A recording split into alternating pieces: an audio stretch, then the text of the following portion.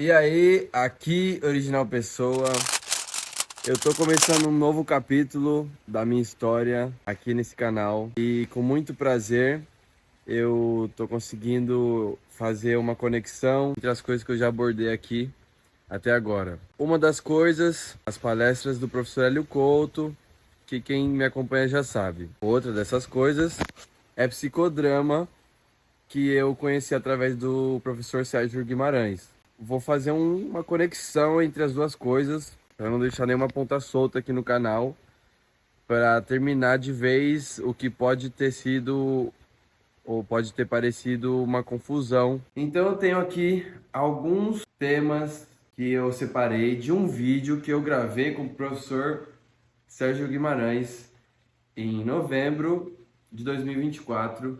Então, alguns meses atrás. Então, para começar, vamos falar desse quadro aí. Esse desenho, melhor dizendo, ele tá em que língua? Esse esquema aqui tá em espanhol. Por quê? Porque Porque você morou na época eu estava na Argentina? Argentina, o artista, o Gastão Caba, é argentino, e o primeiro desenho que eu fiz foi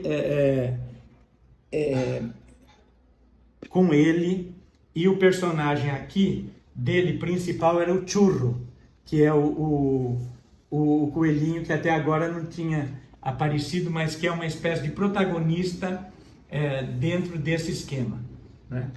Bom, voltando então. Beleza.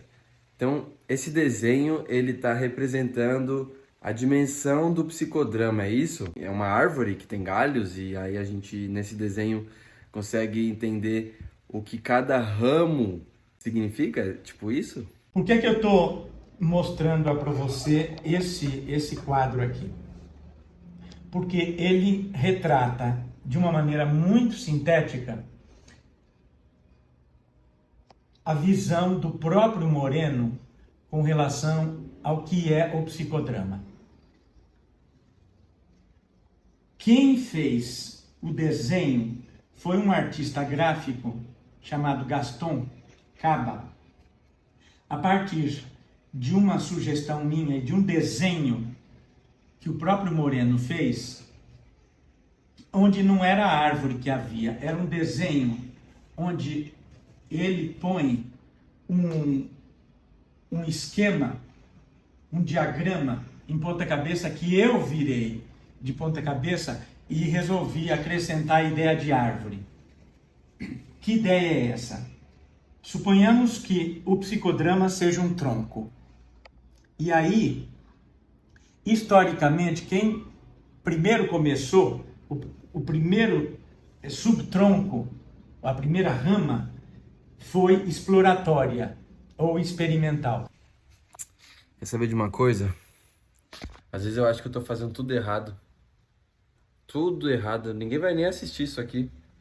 Afinal de contas, esse vídeo vai sair mesmo ou vai ficar só na livraria do celular? Só estamos só nós dois assistindo um vídeo num canal do YouTube. Se alguma vez isso vai sair, ficamos só nós dois assistindo. Se assiste de um lado, eu assisto do outro. Tem duas visualizações, tá ótimo. E aí você me explicou, mais pra frente, que existe uma coisa que se chama documentação e outra coisa que se chama espionagem. Você consegue falar um pouco disso aí, para quem não consegue entender mais ou menos a diferença? Na espionagem, a documentação é feita de maneira escondida. Você não avisa a pessoa que isso está sendo documentado. E é fundamental isso. Você saber que uma coisa está sendo gravada, né? Por isso é que é importante, pelo menos do ponto de vista da documentação de psicodrama, é importante avisar. Na maior parte das vezes, agora talvez tenha mudado, mas há uma resistência muito grande com relação à gravação. E eu penso que isso tem muito a ver com a tradição das terapias que praticamente proibiam durante muito tempo a documentação. Posso emendar? Aí, Não. emendando aí sem a Não, permissão. não, você perguntou se podia, eu disse não. Eu gosto muito da parte do vídeo que você comenta, professor Sérgio Guimarães, da história do casal, que a mulher assumia nas interpretações papéis doces e em casa acabava descontando e ficava uma bruta. E aí conta pra gente como foi a solução para isso. Suponhamos que o psicodrama seja um tronco.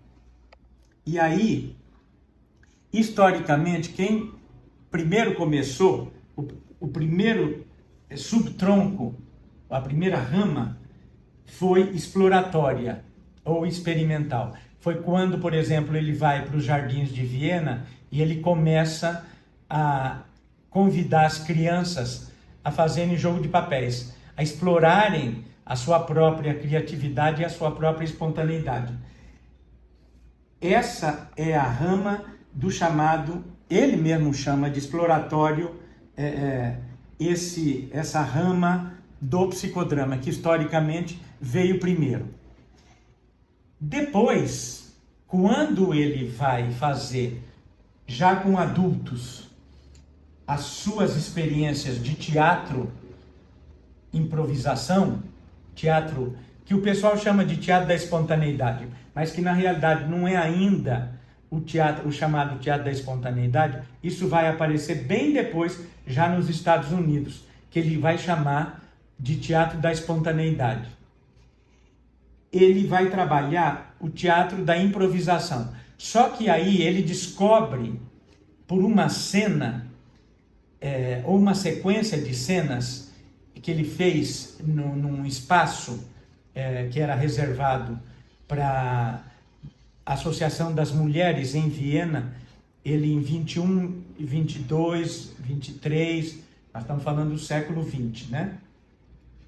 Ele começa a propor que pessoas vão a espaços, a esse espaço de improvisação, que em alemão ele chamava de Stegreiftheater, que é o teatro de improvisação, e ele organizava sessões onde as pessoas iam improvisando. E havia uma atriz, que depois é conhecida como Bárbara, que começa a participar dessas experiências de teatro de improvisação e começa a fazer papéis suaves, papéis doces, e acaba chamando a atenção de um poeta que foi também, o Jorge, que foi também participar, e ele se apaixona por ela e acabam se casando, os dois, a Bárbara e o Jorge. Não é a Bárbara, é a Ana o nome dela, mas ela é conhecida como Bárbara. Bárbara e Jorge. É um famoso caso da Bárbara e do Jorge, onde um dia, já casados, o Jorge chega ao Moreno e diz: olha, eu sinto muito, doutor, mas aqui eu tô com problemas sérios em casa, porque aqui ela só fazia papéis suaves, papéis doces e tal. Só que quando chega em casa, ela é uma verdadeira tirana, ela é insuportável, ela me agride, então nós precisamos ver isso. Aí o Moreno diz: então vamos fazer o seguinte, essa noite nós vamos mudar a situação. E aí ele começa a propor que ela faça outros papéis que não sejam papéis suaves e tal. E ela acaba fazendo papel de prostituta e tal. E aí, a partir daí, então, ele muda, e aí é que entra uma dimensão terapêutica do teatro, que ele vai desenvolver depois. E aí, bem depois, esse esquema já é proposto por ele nos Estados Unidos. Ele desenvolve o chamado psicodrama terapêutico, que é aqui colocado no centro do esquema. Mas ele propõe, dentro do terapêutico, ele propõe 4 dimensões, 4 modalidades diferentes. A primeira, que muito pouca gente faz, é a prevenção. Agora o pessoal deve estar curioso. Acho que pelo menos algum visualizador aí desse vídeo deve estar com curiosidade para saber, ou para te ouvir falando mais sobre isso. Será que você vai falar mais sobre isso ou a gente vai ficar só com vontade? De qualquer forma, no seu canal do YouTube tem um monte de vídeo de psicodrama, né, professor? A pessoa não precisa assistir aqui, né? Mas já que a galera tá aqui, será que tem como você comentar um pouquinho mais? Bom, voltando então A prevenção. à prevenção, Pouca gente faz, você falou? muito pouca gente faz. Em geral, as pessoas esperam a pessoa ficar doente ou ter problemas mentais para depois começar a tratar. Certo. O Moreno dizia, não, nós devemos começar a prevenir. Antes que a pessoa fique com problemas mentais, é que a gente pode tratar da prevenção. Dificilmente você vai encontrar psicólogos ou psiquiatras que façam a prevenção. Em geral, você vai para psicólogo ou vai para psiquiatra, eu espero que não precise. Eu também. Depois que começou a ter problema, né? Ele dizia, não, a primeira coisa a fazer é a prevenção, vamos prevenir. Ok. Já que não conseguiu prevenir, então vamos fazer psicodrama para saber qual é o problema, qual é a problemática. Aí então você chega ao diagnóstico. Pelo que eu me lembro, você tinha contado para ele que o Moreno, ele não diagnosticava doença mental, ele fazia outra coisa, né? Ou seja, para ele, o que você está procurando saber é qual é o problema da pessoa, a problemática da pessoa. Você não está tratando do mapa de doenças ou do quadro de doenças. É o que ele dizia. Okay. Eu não trato de doença, eu não trato de neurose, eu não trato de psicose, eu não trato de depressão. Eu trato a pessoa. Eu trabalho com a pessoa. Eu quero diagnosticar, não no sentido de identificar qual é a doença ou em que categoria vai entrar, mas qual é a problemática que a pessoa tem. Quando você faz psicodrama, não é para tratar a doença. É para tratar, se você quiser chamar de doente, é para tratar o doente. Mas doente, será que o psicodramatista também não está doente? O psicodrama terapêutico, com 4 modalidades. A prevenção, o diagnóstico, que é quando a gente vai procurar saber qual é a problemática que vai ser trabalhada. Uma vez que a gente já sabe qual é a problemática que vai ser trabalhada, a gente tem o tratamento. Aí então você faz psicodrama para tratar da problemática que foi diagnosticada. E uma quarta rama que tem a ver com o seguinte: nem sempre o tratamento dá certo. As pessoas não gostam de falar, mas muitas vezes não dá o tratamento, falha completamente ou em grande parte. Aí, quando falha, é que você recorre à reabilitação. Ou seja, você aí precisa entrar numa dimensão diferente, onde a pessoa teve uma queda, voltou para trás, e aí então você vai usar o psicodrama procurando reabilitar a situação da pessoa, para ela poder voltar a se equilibrar e voltar a viver sua vida como ela acha melhor. Tá? Então, você tem aqui no terapêutico, você tem essas 4 modalidades que nem sempre são praticadas. E você tem uma terceira rama que tem a ver justamente com o didático pedagógico. Tá bom, por fim, qual que é a conexão desse vídeo todo? Sendo que até agora parece que não há conexão nenhuma entre Hélio Couto e Sérgio Guimarães. Mas confia, porque nesse mundo as coisas estão muito conectadas. O objetivo principal é garantir que as pessoas se desenvolvam, que elas aprendam, que elas consigam avançar do ponto de vista da educação mesmo. E não da educação entendida de uma maneira ampla. Não só intelectual? Não, da educação entendida como formas de viver e de se desenvolver. Ok.